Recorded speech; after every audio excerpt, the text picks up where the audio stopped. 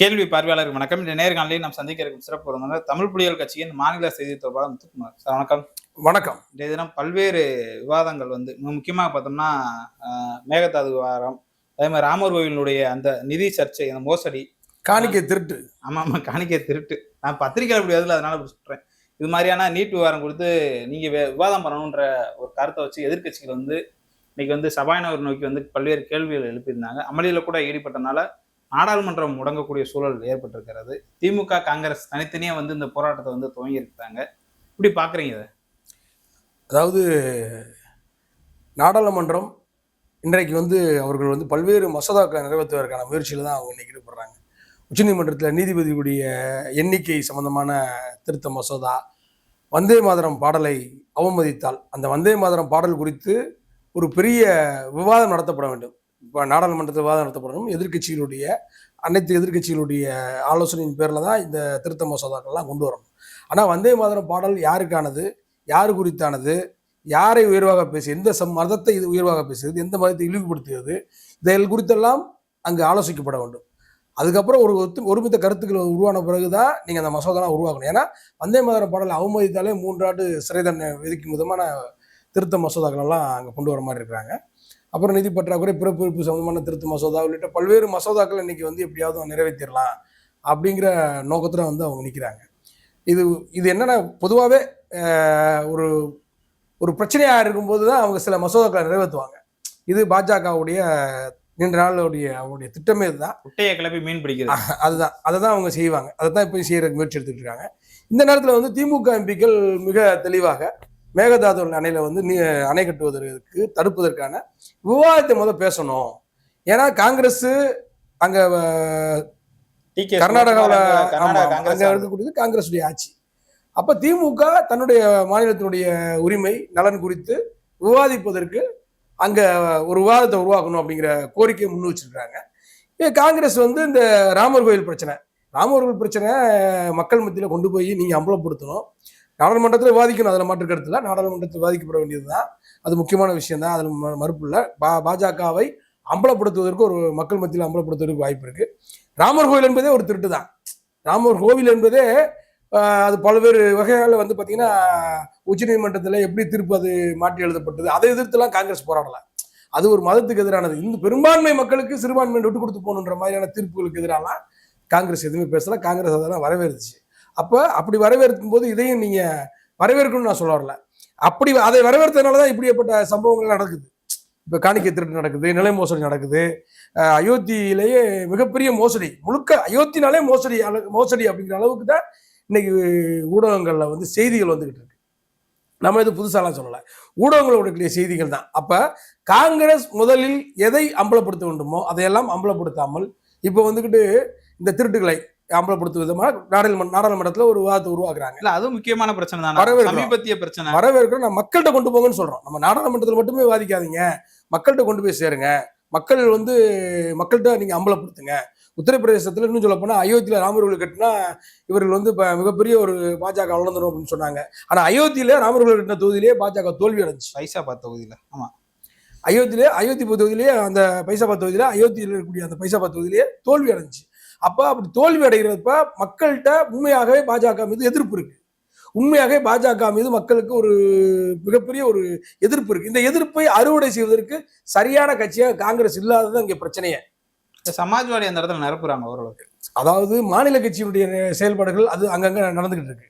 மாநில கட்சி உண்மையே சமாஜ்வாடி கட்சியும் சரி, பகுஜன் சமாஜ் கட்சியும் சரி, ஊபியில பாஜக பகுஜன் சமாஜ் விட காம்ப்ரமைஸ் பண்றாங்கன்னு வச்சுக்கோங்களேன். பாஜக இப்போ கொஞ்ச நாளா அவங்க காம்ப்ரமைஸ் பண்ணிட்டாங்க. ஆனா அவங்க எதிர்த்துட்டு தான் இருக்காங்க.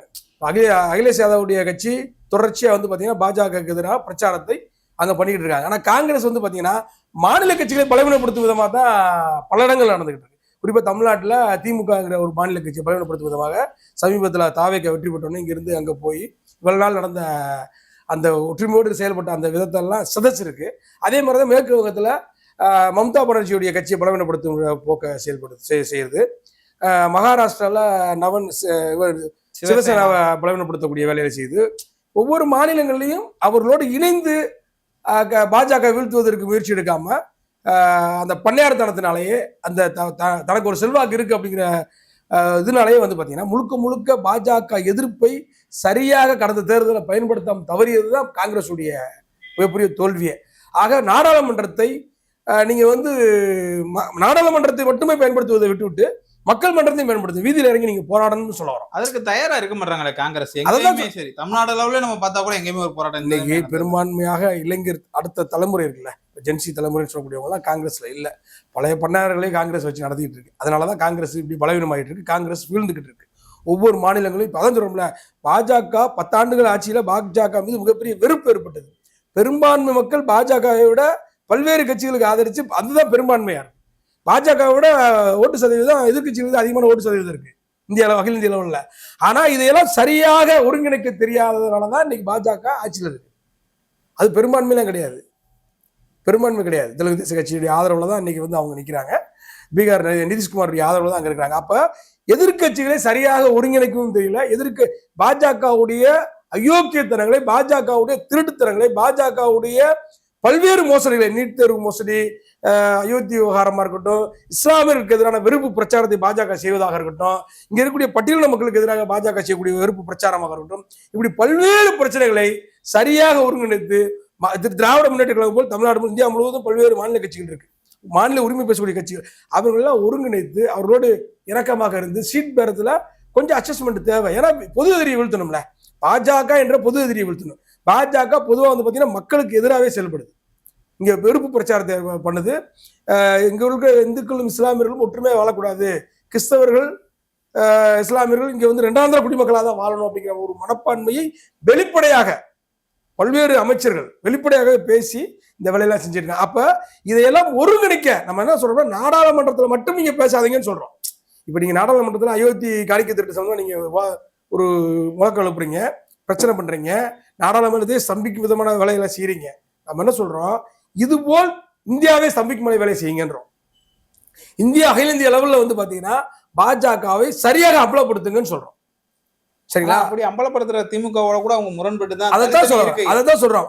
நான் சொல்றேன், உட்காந்து கோஷம் போறது, திமுக தனியா உட்காந்து பேச ஒவ்வொரு மாநில கட்சியும் பலவீனப்படுத்தும் வேலையை தான் காங்கிரஸ் செய்யுது. இன்னும் சொல்ல போனா பாஜக ஆட்சியில் இருப்பதற்கு வேலை செய்வதே காங்கிரஸ் தான். காங்கிரஸ் தான் பாஜக தொடர்ந்து 15 ஆண்டுகளாக ஆட்சியில் இருப்பது, 15 ஆண்டுகளாக ஆட்சியை தொடர்வதற்கு காரணமாகவே இருப்பது காங்கிரஸ் தான். காங்கிரஸ் கட்சியினுடைய நடவடிக்கை தான், காங்கிரஸ் கட்சியினுடைய செயல்பாடுகள் தான் அகில இந்திய அளவில் நம்ம சொல்றோம். தமிழ்நாட்டில் மட்டும் இல்லை, தமிழ்நாட்டில் மட்டுமே திமுக எதிராக செயல்படுதுன்னு சொல்ல முடியாது. எல்லா இடங்கள்லையும் திமுக போன்ற மாநில உரிமைகள் பேசக்கூடிய கட்சிகளுக்கு எதிராகத்தான் செயல்பட்டுக்கிட்டு இருக்கு. இதுதான் நடந்துகிட்டு இருக்கு.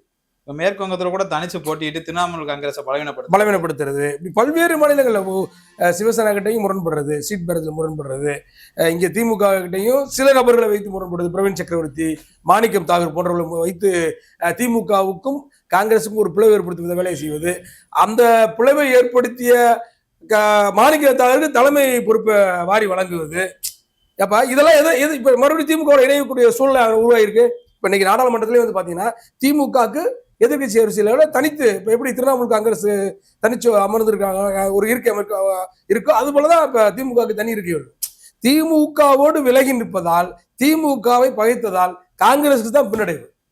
அது அகில இந்திய அளவுல காங்கிரஸுக்கு பின்னடைவு. தமிழ்நாடு அளவுல உங்களுக்கு தெரியும், தாவேகாவோட காங்கிரஸ் கூட்டணி வச்சிருக்காங்க. தேசிய அரசியல் தான் காங்கிரஸை பொறுத்தவரை எப்பவுமே முக்கியமா பார்ப்பாங்க.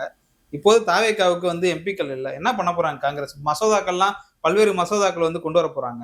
எம்பிக்கள் இருந்தாலும் எம்பிக்கள் இல்லாத இந்த சூழல்ல இப்ப இத்தனை மசோதாக்கள் நிறைவேற்றுவதற்காக பாஜக துடிச்சுக்கிட்டு இருக்குல்ல. இப்ப தாவேகாவோட நிலைப்பாடு என்ன? இது குறித்து தாவேகா என்ன சொல்லும்? இப்ப மேகதாது அணை குறித்தோ அல்லது அயோத்தி காணிக்கை திருட்டு குறித்தோ இதுவரை வாய் திறந்திருக்கா? நம்ம நினைக்கிறோம் அயோத்தி விவகாரம் குறித்து பாஜகவை கடுமையாக சாடி ஒரு அறிக்கை விட்டுருக்காரா? கொள்கை எதிரின்னு சொல்றாருல, வாய்ப்பு கிடைச்சிருக்கல. கொள்கை எதிரியை எதிர்ப்பதற்கான வாய்ப்பு கிடைச்சிருக்கல. பாஜகவுடைய நீட் முறைகேடு சம்பந்தமாகவும், இப்ப அயோத்தி விவகாரம் சம்பந்தமாகவும், இப்ப மேகதாது விஷயங்கள்ல பாஜக செய்யக்கூடிய இரட்டை நிலைப்பாடுகளையும் தாவேக எதிர்த்திருக்கிறா, விஜய் எதிர்த்திருக்கிறாரா, அல்லது யாராவது ஒரு அமைச்சர் ஆதவர்ஜுனாவோ அல்லது ராஜ்மோகனோ அல்லது நிர்மல் குமாரோ அல்லது புஷி ஆனந்தோ யாராவது எதிர்த்திருக்கிறார்களா? யார் உங்களுக்கு பக்கபலமா இருப்பா? காங்கிரஸுக்கு பக்கபலமா இருக்கக்கூடிய திமுக தான். கொள்கை ரீதியாகவும் உங்களுக்கு நிச்சயமா சொல்றோம், பாஜகவை ஒரு நாளும் எதிர்க்க போவதில்லை தாவேகா. அப்ப அப்படிப்பட்ட கட்சியோட நீங்க எவ்வளவு நாளைக்கு நீங்க இழந்து இருக்க முடியும்? காங்கிரஸை தமிழ்நாட்டில் படுகொலைக்கு தள்ளுகிற வேலையை பிரவீன் சக்கரவர்த்தியும் மாணிக்க தாகூர் செஞ்சாங்க. அவங்களுக்கு இப்போ தலைமை பொறுப்பு, மாணிக்க தாகூருக்கு இப்போ தலைமை பொறுப்பு கொடுத்துருக்காங்க. அவ்வளோதான் முடிஞ்சு. காங்கிரஸ் தமிழ்நாட்டில் புதைக்கப்பட்டது. இதுதான் நடக்க போகுது. ஒருவேளை காங்கிரஸ் வரக்கூடிய நாடாளுமன்ற தேர்தலையோ வர இருக்கிற உள்ளாட்சி மன்ற தேர்தலையோ காங்கிரஸும் தாவேகாவும் போட்டியிட்டால் தாவேகாக்காரன் போய் விசில் சின்னம் இல்லைன்ட்டு வீட்டுக்கு வந்துடுவான். ஓட்டு போட மாட்டான். கை செலுத்துக்கு ஓட்டு போடணும்னு நினைக்க மாட்டான். திமுக காரனுக்கு தெரியும் நம்முடைய கூட்டணி சின்னம் காங்கிரஸ் ஓட்டு போடணும், நம்முடைய கூட்டணி சின்னம் நட்சத்திரம் விடுதலை சிறுத்தைகளுக்கு ஓட்டு போடணும், நம்முடைய கூட்டணி சின்னம் மதிமுக அப்படின்ற மாதிரி அந்த பண்புகள்லாம் தாவேக்காரன் இருக்காது. நேரா போவான், ஓட்டுவாங்க, அந்த பேட்ல பார்ப்பான், என்ன விசில காணன்னு வீட்டுக்கு வந்துருவான். சேலத்திலே அதான் நடந்துச்சு. இதுதான் நடக்க போகுது. சின்னத்துக்கு இதுதான் நடக்க போகுது. அதனால காங்கிரஸ் எங்கேயும் ஜெயிக்க போறது கிடையாது. காங்கிரஸ் மண்ணோடு மண்ணா போகுது. தமிழ்நாட்டில் காங்கிரஸ் மிகப்பெரிய அழிவு தான். காங்கிரஸ் இந்த நாடாளுமன்றத்துல ஏதாவது சுமூகமா பேச்சுவார்த்தை முடியற வாய்ப்பு இருக்கா? இல்ல திமுக என்ன பண்ண போறாங்க, பாஜக ஆதரவு கொடுக்க போறாங்கன்ற மாதிரியான ஒரு கருத்து. திமுக நாடாளுமன்றத்தில் பலமாக இருக்கும் வரை இருப்பதால் நிச்சயமாக மேகதாது விவகாரத்துல கர்நாடக அரசு அவர்கள் நினைத்ததை செய்ய முடியாது. ஏன்னா டி.கே. சிவகுமாரே கடந்த அவர் முதலமைச்சரான பொறுப்பேற்ற உடன் சொன்ன வார்த்தை என்னன்னா, எங்களுக்கு திமுக தான் பிரச்சனை, திமுக இருந்தால் நாங்கள் மேகதாது அணையை கட்ட முடியாது, இப்போ இருக்கிறது தாவேகா தான், இதை நாங்கள் மிக சுலபமா இடதுகையிலேயே நாங்கள் டீல் பண்ணிடுவோன்ற மாதிரி அவருடைய நேர்காணல் இருந்துச்சு. 10 எம்பிக்கள் காங்கிரஸ் தமிழ்நாட்டில் இருக்காங்கல்ல, அவங்க யாருக்கு பேசுவாங்க? தமிழ்நாட்டுக்காக பேசுவாங்களா, அல்லது டி.கே. சிவகுமாருக்காக பேசுவாங்களா, அல்லது அவர்கள் என்ன இல்லது தாவேகா மாதிரி நடுநிலை அனுப்பாங்களா அப்படிங்கிறதெல்லாம் இருக்கு, பார்ப்போம். ஆனால் திமுக உரிமைக்காக போராடும். திமுக தமிழ்நாட்டின் உரிமைக்காக போராடும். இன்னும் சொல்ல போனால் மேகதாது அணையை கட்ட விடாமல் தடுப்பதற்கான வேலையை திமுக நிச்சயமா செய்யும். அதுல எந்த விதமான மாற்று கருத்தும் இல்லை. ஆனால் நம்ம என்ன சொல்ல வரோம்னா, காங்கிரஸ் நாடாளுமன்றத்தில் மட்டுமே முழக்கமிட்டு விட்டு வெளியே ஒரு போஸ்ட் கொடுத்துட்டு காந்தி சிலை முன்பாடி ஒரு 4 முழக்கத்தை போட்டு உடனே போய் அங்கே போய் பார்லிமெண்ட் கேண்டீன்ல போய் சமோசா சாப்பிட்ற வேலையை விட்டுட்டு மக்கள் மத்தியில் கொண்டு போய் சேர்க்கணும். நீங்க இந்தியாவுக்காக உழைச்சவங்க தானே அவங்களும் பல்வேறு போராட்டங்கள் நடத்திருக்காங்க. உழைப்பெல்லாம் ஒன்றும் இல்லைங்க. உழைப்பெல்லாம் ஒன்று காங்கிரஸுடைய உழைப்பெல்லாம் பெருசெல்லாம் இல்லைங்க. அதாவது பழம் தானா விழுந்த மாதிரி தான் அது. சரிங்களா? பழம் தானா நேரு கையிலையும் காந்தி கையிலையும் விழுந்த மாதிரி தான். அதெல்லாம் அப்படிலாம் ஒன்றும் பெரிய உழைப்புலாம் இல்லை. அப்படிதானா? பிஜேபி வேணான்னு ஓட்டு போட்டவங்க. ஆமா, பாஜக மீது வெறுப்பு இருக்கு. பாஜகவுடைய வெறுப்பை, பாஜக மீது மக்களுக்கு இருக்கக்கூடிய வெறுப்பை சரியாக அறுவடை செய்யாத காங்கிரஸ் வீழ்ச்சி சந்திச்சிருக்கு. காங்கிரஸ் தான் இந்த முறை ஆட்சிக்கு அமைய போகுது அப்படிங்கிற மாதிரியான ஒரு பெரிய எதிர்பார்ப்பு இருந்துச்சு. இது எல்லா சேனலுமே பேசினாங்க. நிறைய காங்கிரஸுக்கு தான் வாய்ப்புன்ற மாதிரியான ஒரு அந்த பெரிய பிரச்சாரமே மக்கள் மத்தியில் இருந்துச்சு. அதையெல்லாம் அறுவடை செய்ய விடாமல், அதையெல்லாம் சரியாக கையாளாமல் காங்கிரஸினுடைய இப்போ தமிழ்நாட்டில் எப்படி தவறான முடிவு எடுத்தாங்களோ அது மாதிரி தான் அகில இந்தியாவில் தவறான முடிவு எடுத்து இன்னைக்கு பார்த்தீங்கன்னா எதிர்கட்சி வச்சு உட்காந்துக்கிட்டு இன்னும் பாஜகவுடைய அயோக்கியத்தனங்களை கடுமையாக மக்கள் மத்தியில் கொண்டு போய் எதிர்க்காமல் வேடிக்கை பார்த்துக்கிட்டு இருக்கு. அதில் முக்கியமாக பார்த்தோம்னா ஆகஸ்ட் 13ஆம் தேதி வரைக்கும் இந்த குளிர்கால கூட்டத்தொடர் நடைபெற இருக்கிறது. 23 நாட்கள் இருக்கு. ஆரம்பத்திலே தேவையில்லாத வீண் விவாதங்கள் சர்ச்சைகளில் சிக்கிட்டு மக்கள் பிரச்சனையை பேசாம மறந்துடுவாங்கன்ற மாதிரி ஒரு கேள்வி கூட இருந்தது. இல்ல மக்கள் பிரச்சனை தான். அயோத்தி விவகாரம் மக்கள் பிரச்சனை தான், மேகதாதும் மக்கள் பிரச்சனை தான். நமக்கு அது மக்கள் பிரச்சனை இல்லைன்னு சொல்ல முடியாது. ரெண்டுமே மக்கள் பிரச்சனை தான். திமுக தன்னுடைய மாநில உரிமையை கேட்டு அங்க போராடிக்கிட்டு இருக்கு. காங்கிரஸ் இந்த விஷயத்தை நம்ம அதான் காங்கிரஸ் சொல்றோம்ல, நாடாளுமன்றத்தில் மட்டும் நீங்க முழக்கமிடாதீங்கன்னு சொல்றோம். நம்ம காங்கிரஸ் தான் சொல்றோம். நாடாளுமன்றத்தில் மட்டும் நீங்க முழக்கமிட்டு ஒரு பத்திரிகை செய்தி ஆகுது அல்லது மக்கள் மத்தியில் காங்கிரஸ் இருக்கு அப்படின்றத காட்டுறதுக்காக நீங்க செய்யாம மக்கள்கிட்ட போங்கன்றோம்.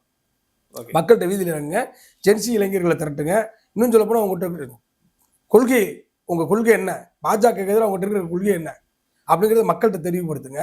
குறிப்பா காங்கிரஸை பலப்படுத்துவதற்கான வேலையை பாருங்க அப்படின்லாம் நம்ம சொல்ல முடியாது. ஏன் அப்படி சொல்ல முடியாது அப்படின்னா, காங்கிரஸ் பாஜக ஆட்சியில் அமர்வதற்கு இங்க என்ன வேலை செய்யணுமோ செய்யுது. இங்க நிறைய ஸ்லீப்பர் செல்ஸ் இருக்காங்க. காங்கிரஸ்லேயே பாஜகவுடைய ஸ்லீப்பர் செல்ஸ் நிறைய இருக்காங்க. குறிப்பா பாத்தீங்கன்னா சசி தரூர் போன்றவர், ஏற்கனவே கடந்த காலங்களில் பிரணாப் முகர்ஜி, இப்படி பல நபர்கள் காங்கிரஸ்குள்ளேயே இருக்கிறாங்க.